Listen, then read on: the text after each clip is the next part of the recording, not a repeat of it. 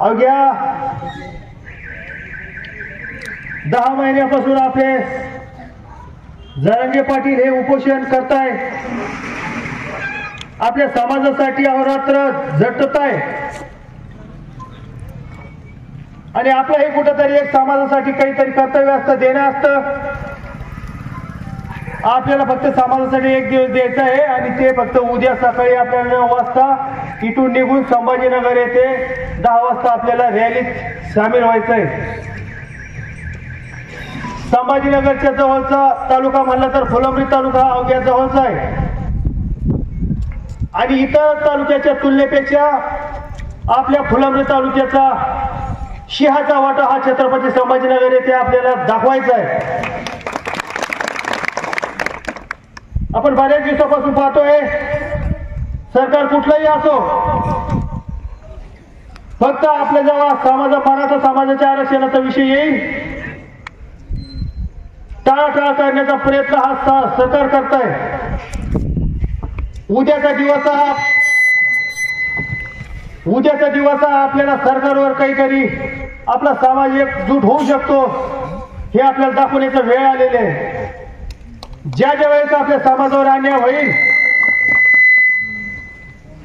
ज्या वेळेस आपल्या समाजावर आरक्षणाचा प्रश्न असेल, अन्य कुठल्याही गोष्टीच्या वेळेस आपल्याला एकजूट व्हायचा.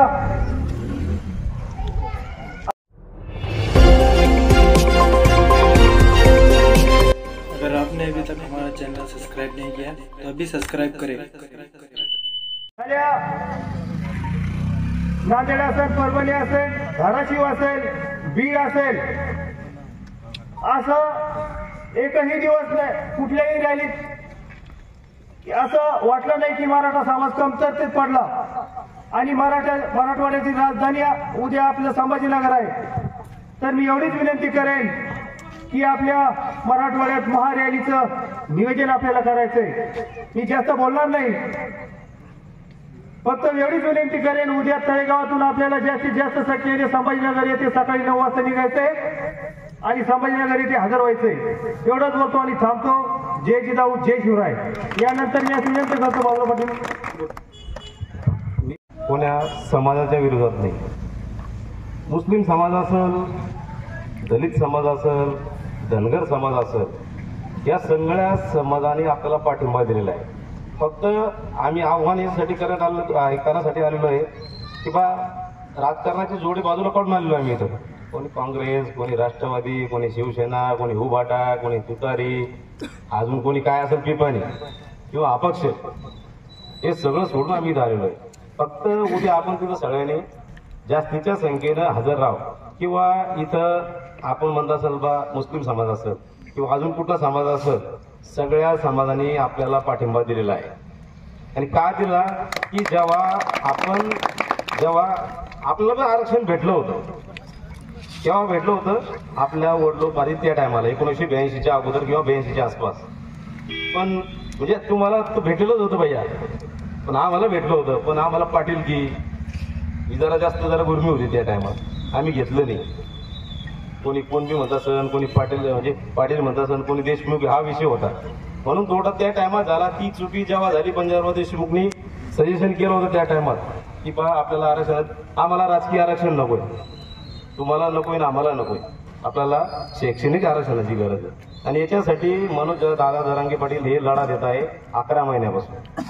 त्यांनी उपोषण केले, त्यांच्या नाकातून रक्त आलं, हे सगळ्यांनी तुम्ही बघितलेलं. आता ही सांगायची गरज नाही. पण आता हा उद्याचा अंतिम लढा आहे आपला. एक तर गुलाल, नाही तर मग आरपारची लढाई. पण याचा अर्थ उद्रेक होणार नाही.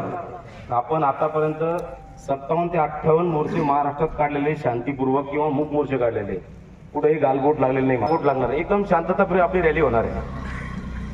आज आरक्षण भेटेल नाही भेटेल किंवा रॅलीमध्ये उद्रेक हा आपल्याला करणं नाही. फक्त आता तुमच्या गावातून जेवढी जास्तीत जास्त जशी याला आली आंतरवली सराटीला, आम्ही बघितलं इथं तुमच्या गावातून किती मंडळी गेली. आम्ही इथंच होतो समोर आपल्या कडवदादाच्या हॉटेलच्या पुढं उभे. तुमच्या गावातून उत्कृष्ट प्रतिसाद होता, चांगल्या प्रकारे लोक तिथे गेले. त्याच प्रकारे उद्या संभाजीनगर किंवा औरंगाबादला तुम्ही म्हणता तसं तिथं सगळ्यांनी पोहोचावं. टू व्हीलर असेल, फोर व्हीलर असेल, त्याचं कोणी कोणी गाड्या घोडे पाठवणार नाही. एवढंच आव्हान करण्यासाठी आम्ही इथं आलेलो आहे. सर्व फुलंब्री तालुक्याच्या समन्वयकाच्या वतीनं मी तुम्हाला आश्वासन करतो किंवा आव्हान करतो की तुम्ही जास्तीत जास्त संख्येनं तिथं संभाजीनगरला उपस्थित राहो. एवढंच बोलतो आणि माझे शब्द थांबवतो. जय जिजाऊ, जय शिवराय. यानंतर डॉक्टर साहेब. छत्रपती शिवाजी महाराज की सर्वांना जय जिजाऊ, जय शिवराय. आपल्या सर्वांना कल्पना आहे, आत्ताही भाऊराव पाटलांनी आणि दुसऱ्या वक्त्यांनी सांगितलं की उद्या असणाऱ्या कार्यक्रमामध्ये छत्रपती संभाजीनगरला आपल्याला सर्वांना मोठ्या संख्येने तिथे उपस्थित व्हायचं आहे.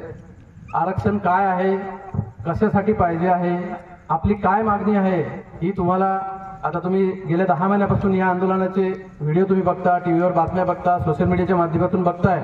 तुम्हाला सगळ्यांना त्याची कल्पना असेल. थोडंसं मला विस्तृत बोलायला सांगितलं म्हणून 1-2 मिनिटं घेतो. रात्रीची वेळ झालेली आहे, बोला वाटत नाही, पण तुम्हाला सांगितल्याशिवाय बरं वाटणार नाही.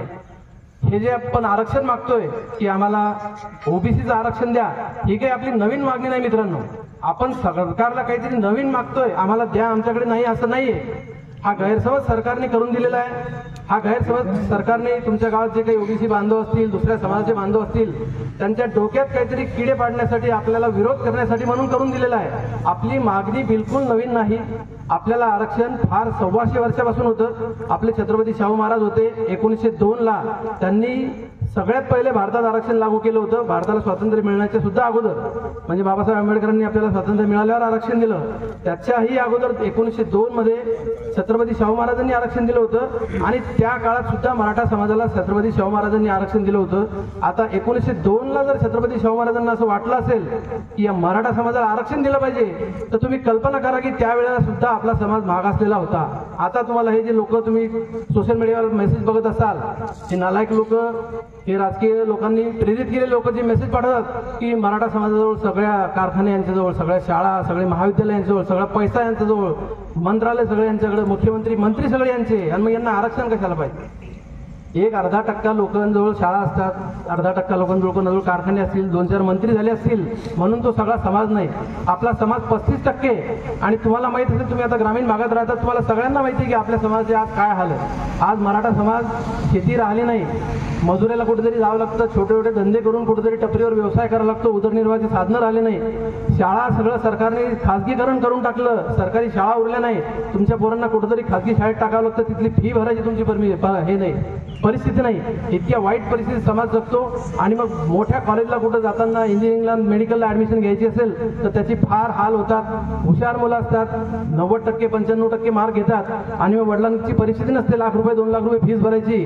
कुठेतरी मुलगा आत्महत्या करतो, कुठेतरी वडील आत्महत्या करतात, काहीतरी प्रकार होतात. त्याच्यामुळे तुम्हाला आणि तुमच्या गावातले जे काही दुसरे ओबीसी बांधव असतील त्यांना सुद्धा हे समजून सांगायचं की आपली ही नवीन मागणी नाही, आपल्याला आरक्षण मिळालेलंच आहे. आणि त्याच्यानंतर जेव्हा भारताला स्वातंत्र्य मिळालं तेव्हा सुद्धा आपल्याला आरक्षण मिळालं.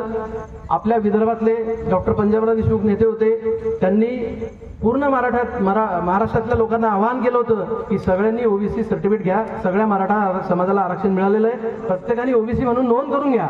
ते गावागावी फिरले, घरोघरी फिरले, पण त्यावेळेला दुर्दैवाने काय झालं की त्यावेळेला विदर्भातल्या लोकांनी दिलं, पण दुर्दैवाने आपल्या या मराठवाड्यातल्या लोकांनी त्यांचं ऐकलं नाही.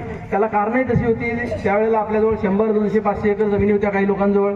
आपल्याला शिक्षणाचं एवढं महत्त्व वाटलेलं नव्हतं, कळलेलं नव्हतं, नोकऱ्यांची आपल्याला गरज नव्हती. त्यामुळे गैरसमजातून आपण त्यावेळेला ते आरक्षण घेतलं नाही, त्याचं महत्त्व आपल्याला कळालं नाही. पण आता आपल्याला काही नवीन मागत नाही आपण, तेच आरक्षण तेव्हा आपल्या वाडवडिलांनी चुकून जे सोडलेलं आहे ते आरक्षण आपल्याला आता पाहिजे.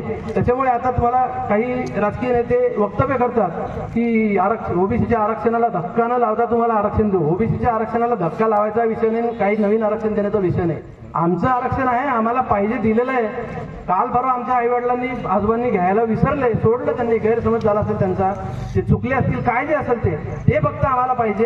त्याच्यात ना ओबीसीच्या आरक्षणाला धक्का लागत, ना त्या ओबीसींचाही काही आक्षेप नाही. आपण बघतो की गावागावात आपल्याला कोणी विरोध करत नाही. एवढा आम्ही 8 दिवस झाले फिरतो, एकही ओबीसी बांधव कधी आम्हाला कोणी विरोध करत नाही, उलट आम्हाला चहा पाण्याला बोलवतात, आम्हाला मदत करतात. इथे आपल्या जवळच आहे मुस्लिम बांधव बसलेले, उद्या सुद्धा आपल्या मोर्चात असणार आहे. अनेक ओबीसी बांधव सुद्धा आपल्या उद्या मोर्चात असणार आहे. गावातला सगळा समाज आपल्यासोबत आहे.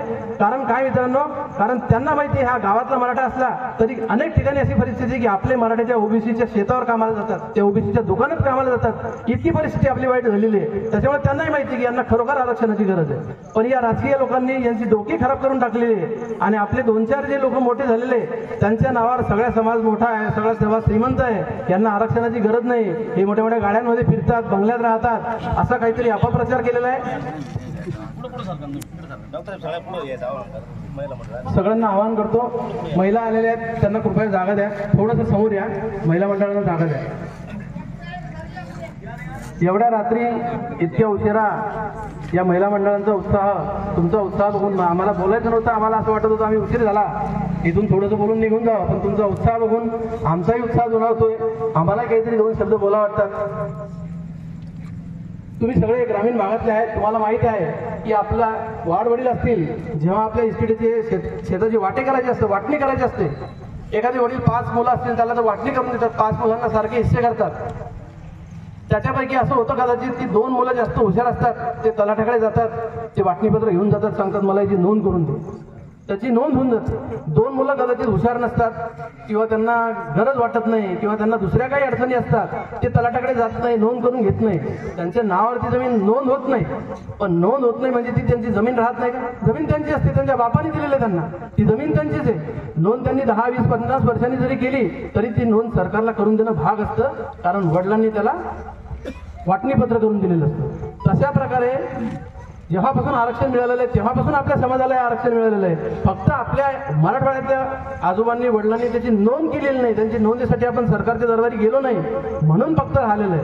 आता आपण त्यांना फक्त म्हणतोय की आम्हाला फक्त नोंद करून द्या. सगळ्या महाराष्ट्रात मराठा समाज एकच आहे. आपले इथले मराठवाड्यातल्या लोकांची लग्न पश्चिम महाराष्ट्रात होतात, विदर्भात होतात, मग विदर्भातले लोक कुणबी असतात, पश्चिम महाराष्ट्रातले लोक कुणबी असतात, त्या बाया कुणबी असतात, त्यांच्याकडे सर्टिफिकेट असतं ओबीसीचं आणि आपल्याकडे नसतं. आपण तर काही आंतरजातीय विवाह करत नाही. म्हणून आपली त्यांची मागणी ही आहे की हा सगळा समाज एक आहे आणि याला वेगळं काहीतरी आरक्षण न देता आणि वेगळा भाऊ न करता सगळ्यांना सरसकट एकदाच मराठा असेल त्याला प्रत्येकाला ओबीसी आरक्षण द्या आणि हा प्रश्न संपवा. 2-3 वर्षापूर्वी तुम्ही बघितलं असेल सरकार आपल्याला कसं धोका देत आहे. 4-5 वर्षापूर्वी आपण जेव्हा मोठे मोठे मोर्चे काढले त्यावेळेला उपमुख्यमंत्री, त्यावेळेला मुख्यमंत्री होते, आता उपमुख्यमंत्री, त्यांनी आश्वासन दिलं होतं की हे ओबीसी आरक्षण तुम्हाला जेव्हा मिळेल तेव्हा मिळेल, मी तुम्हाला उद्यापासून ओबीसींना जेवढ्या सवलती आहेत तेवढ्या आजपासून लागू करतो. तुम्ही सगळ्यांनी हा व्हिडिओ बघितला असेल, तुम्हाला सगळ्यांनी ही बातमी माहिती असेल. ही तेव्हाचीच बातमी नाही, त्या उपमुख्यमंत्र्यांनी आता सुद्धा 2 महिन्यापूर्वी हे परत जाहीर केलं की जेवढ्या काही सुविधा ओबीसी लोकांना असतील त्या सगळ्या सुविधा मराठा लोकांना लागू होतील. आरक्षण मिळेल तेव्हा मिळेल, पण तुम्हाला सगळ्या सोयी लागू होतील, सगळ्या सुविधा लागू होतील. सगळं खोटं बोलतं सरकार. कुठल्याही सुविधा लागू झालेल्या नाही, कुठल्या सोयी लागू झालेल्या नाही. अनेक उदाहरणं आहेत तुमच्याकडे. मेडिकलला तुम्ही ऍडमिशनला गेले आज तर ओबीसीसाठी 1,35,000 ते 1,50,000 रुपये फी आहे. ओपन लोकांसाठी 1,35,000 ते 1,50,000 रुपये फी आहे आणि ओबीसी साठी फक्त 7,500 रुपये फी आहे. इतका मोठा फरक आहे आणि सरकार सांगतं की तुम्हाला ज्या काही ओबीसीच्या सुविधा आहे सगळ्या देण्यात आलेल्या आहे. त्यांना 7,000 रुपये फी ठेवली तर आम्हाला सुद्धा 7,000 रुपये फी ठेवा. आमचं आरक्षण जेव्हा होईल तेव्हा होईल, पण आमचे मुलं आज 1.5 लाख रुपये 2 लाख रुपये फी भरू शकत नाही, त्यांना आत्महत्या करावी लागते. हे सरकार असं आपल्याला खोटं बोलतं, काहीतरी बागुलबा उभं करतं आणि आपण त्यांच्यावर भरोसा ठेवतो. जसं आता यांनी सांगितलं की आपण मुंबईला गेलो, तिथे भरोसा ठेवला. त्यांनी आपल्याला सांगितलं की सगळे सोयरे तुम्हाला आरक्षण दिलं. जरांगे पाटील तिथपर्यंत गेले, त्यांच्यावर विश्वास ठेवला, वापस आले आणि आता कळालं की सगळे सोयऱ्यांचा आदेश म्हणजे काय होतं. फक्त त्याच्यात लिहिलं होतं की तुमच्या वडिलांच्या नात्यात जे काय असतील 1922 मार्च 1982 ला पण झालं, तेव्हा पण झालेलं आहे. यांनी सांगितलं 1982 ला जेव्हा काँग्रेसचं सरकार होतं तेव्हा पण झालं. आता हे सरकार आहे, यांनी पण तेच केलं. आपला लढा कुठल्या राजकीय पक्षाच्या विरोधात नाही, पण आपण लढणार कोणासोबत, आपल्याला आरक्षण कोण देणार आहे? जो सत्तेवर असेल तो देणार आहे. मग तो पक्ष कोणता आपल्याला त्याच्याशी घेण्याचं नाही. आज जो पक्ष सत्तेवर आहे त्या पक्षाला आपण आरक्षण मागणार, त्या पक्षाच्या विरोधात आपण बोलणार. तुमच्या गावातले काही सत्ताधारी पक्षातले लोक जर असतील ते तुम्हाला सांगत असतील की नाही आपला सत्ताधारी पक्ष आहे, आपण अशी मागणी करायची नाही, तर आपण त्यांना सांगितलं पाहिजे की तुमच्या सत्ताधारी पक्षापेक्षा आपला समाज मोठा आहे, समाजाची मागणी मोठी आहे, समाजाची गरज मोठी आहे.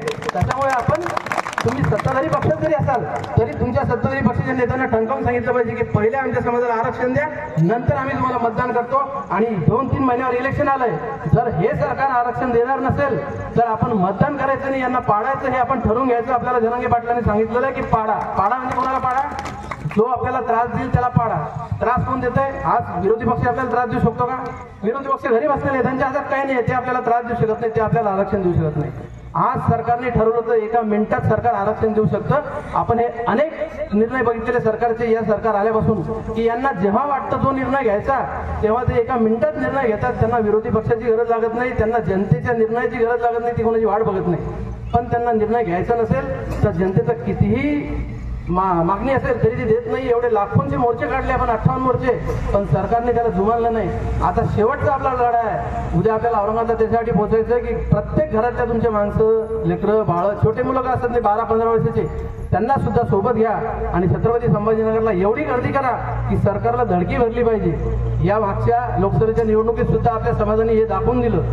लोकसभेच्या निवडणुकीच्या अगोदर हे सरकार गाफील होतं. त्यांना वाटलं हा मराठा समाज एकत्र येत नाही.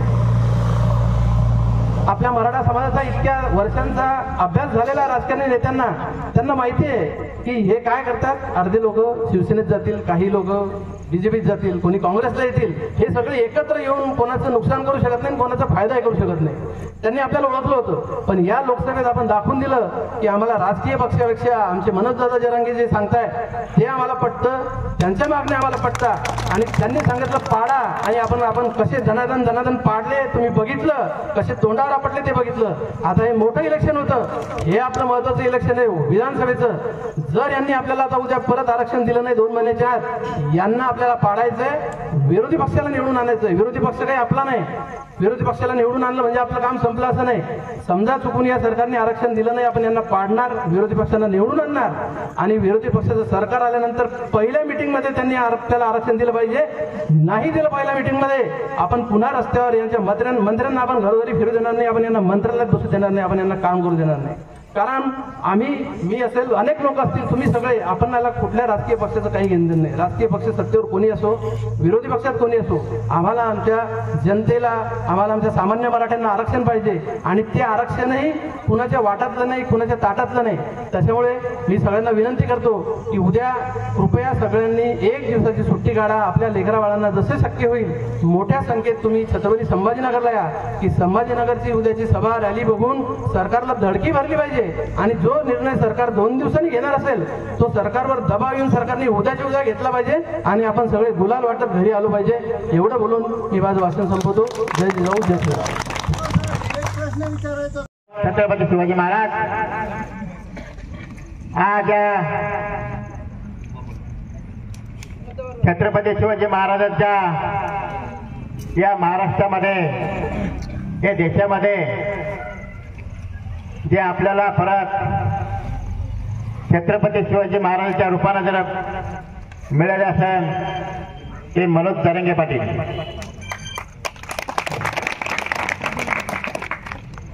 खरं म्हणजे त्यांचा 11 महिन्यापासून लढा चालू आहे. प्रथम आंतरवाली सराटे इथं सुद्धा तिथं जखमी झाले. आपले मनोज जरांगे पाटलाची आपली ओळख नव्हते. मनोज जरांगे पाटील कोण हा आपल्याला माहित नव्हता. कारण मनोज जरांगे पाटील काही महाराष्ट्राचे बाहेर नव्हते, आपल्या जवळच्या जिल्ह्यातलेच होते. तरी पण त्यांचा लढा आता सांगते आपल्या 35वा त्यांचा उपोषणचा लढा. या अगोदर बी त्यांनी उपोषणासाठी स्वतःची जमीन विकून हा लढा चालू ठेवला होता. त्यांना आपला पाठिंबा मिळाला. आतापर्यंत त्यांच्या पाठीमागे कोणी उभं नव्हतं. आपला सर्व समाज बांधव उठवला. आज या गावामध्ये तळेगाव म्हणजे आपल्या फुलंब्री तालुक्याचं शेवट बाउंड्री गाव आहे. आणि आम्ही पहिल्याच वेळेस या गावामध्ये खरं म्हणजे आम्हाला भाग्य म्हणतो आमचं. या कार्यक्रमासाठी खरं म्हणजे या ताईंचं अभिनंदन केलं पाहिजे. एवढ्या 9:30 सव्वा 9 वाजले त्या आपल्या जरांगे पाटलाच्या नाव ऐकलेलं त्या ताबडतोड इथं आपल्या सभेत बसल्या. जरांगे पाटलाच्या ज्यावेळेस संभाजीनगरमध्ये आज महाराष्ट्रामध्ये मराठवाड्यामध्ये आज त्यांच्या रॅलीनिमित्त धाराशिव असेल, परभणी असेल, बीड असेल, काल आपल्या जवळच आजच झालं होतं जालन्याचे ना, आज जालन्याची सभा झाली म्हणजे रॅली झाली. उद्या संभाजीनगरमध्ये आज आपल्या मराठवाड्याची राजधानी संभाजीनगर आहे. संभाजीनगर हे म्हणजे आपल्या मराठवाड्याचं नाक आहे. म्हणून जरांगे पाटलांना कळून निर्णय घेतला की आपल्या संभाजीनगरमध्ये शेवटचा रॅली या संभाजीनगरमध्ये ठेवली. संभाजीनगरमध्ये ठेवले म्हणजे त्याचे कारण आपल्याला एकच, आम्ही तुमच्याकडे संदेश बोलावलो नाही म्हणून जरांगे पाटलाचा आदेश आहे. आज तुमच्या गावामध्ये येऊन सनी आम्ही तुम्हाला सूचना आणि विनंती करायला आलो. बाया खाली बसून घे. तुम्हाला विनंती करायला आलो आम्ही की उद्या 13 जुलैला संभाजीनगर येथे मोठं सिडको बस स्टँड ते क्रांतीचौक्या रॅलीचं नियोजन आहे. आपल्या इथं सगळं समज बांधव बसलेले सगळ्याला सूचना करतो की आपण आपल्या परिवारातर्फे सर्व आपली गाडी घेऊन आपल्याकडे गाडी असेल, मोटरसायकल असेल, मोठी गाडी असेल, जीप असेल, कार असेल, सर्वजण आपण या संभाजीनगरमध्ये मनोज पाटील यांच्या नेतृत्वाखाली जी योद्धा रॅली होती त्यांना हात बळकट करण्यासाठी तुम्ही सर्वजण या संभाजीनगरमध्ये यावं एवढंच विनंती करतो आणि थांबतो. जय हिंद, जय महाराष्ट्र, जय शिवराय. गावाच्या वतीनं तुमच्या गावाला फक्त आमंत्रित करण्यासाठी आलोय. कारण उद्या मनोज दादा जरांगे हे संभाजीनगरला येत आहेत.